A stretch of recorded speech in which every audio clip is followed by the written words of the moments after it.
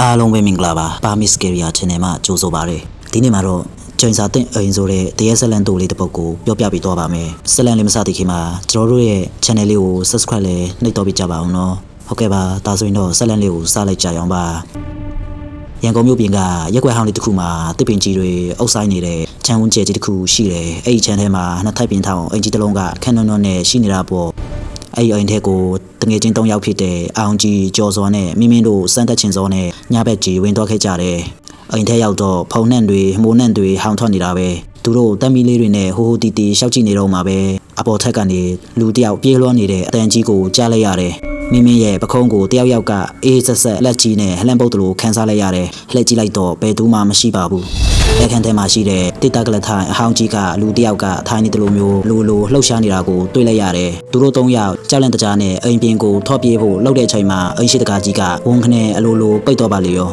အဲ့ဒီအချိန်မှာအမှောင်ထဲကနေအင်ကြီးဖြူဝတ်ထားတဲ့စပင်ဖားရနဲ့အမျိုးသမီးတစ်ယောက်ကခြေတောက်တွေမြေကြီးနဲ့မထိပဲသူတို့စီကိုတဖြည်းဖြည်းချင်းလွင့်လာတာကိုမြင်လိုက်ရတယ်။သူမရဲ့မျက်နှာကသွေးမရှိသလိုဖြူဖြော့နေပြီးမျက်လုံးတွေကလည်းအရေတောက်တွေကျနေတယ်။ငါအိမ်ကနေထောကြဆန်းတရေမကြီးဟာအတန်ကျဲကြီးနဲ့အိမ်တစ်ခုလုံးတုံခါတော့အောင်အော်ပြောလိုက်တယ်။သူတို့လည်းအသေးလဲကြောက်ပြီးပိတ်နေတဲ့တကားကိုအတင်းတွန်းဖွေကချန်ပီယံရောက်အောင်မနှဲပြေးခဲ့ရတယ်။နောက်နေ့မနေ့ကျတော့မှသိရတာကအဲ့အိမ်ကြီးဟာလွန်ခဲ့တဲ့နှစ်ပေါင်းများစွာကအိမ်ရှင်မဖြစ်သူမတရားတေဆုံးတော့ခဲ့တဲ့အိမ်ကြီးဖြစ်နေတာပါပဲအိမ်ရှင်မတော်ခင်စောမှုဘာကြောင့်မတရားတေဆုံးခဲ့ရလဲဆိုတဲ့အတိတ်ဆက်ကြောင်းကိုပြောပြပါမယ်ရေနာရှာကောင်းသလိုရက်ဆက်လွန်တဲ့ဖြစ်ရတစ်ခုပါလွန်ခဲ့တဲ့နှစ်ပေါင်း30ကျော်ကဒီအိမ်ကြီးဟာအခုလိုပြည့်စည်မနေပဲတသက်ရရနဲ့လှပနေခဲ့တာပေါ့အိမ်ရှင်မတော်ခင်စောမှုဟာစိတ်ထားနူးညံ့ပြီးရက်ွက်ထဲမှာအားလုံးကချစ်ခင်ကြသူတွေပါ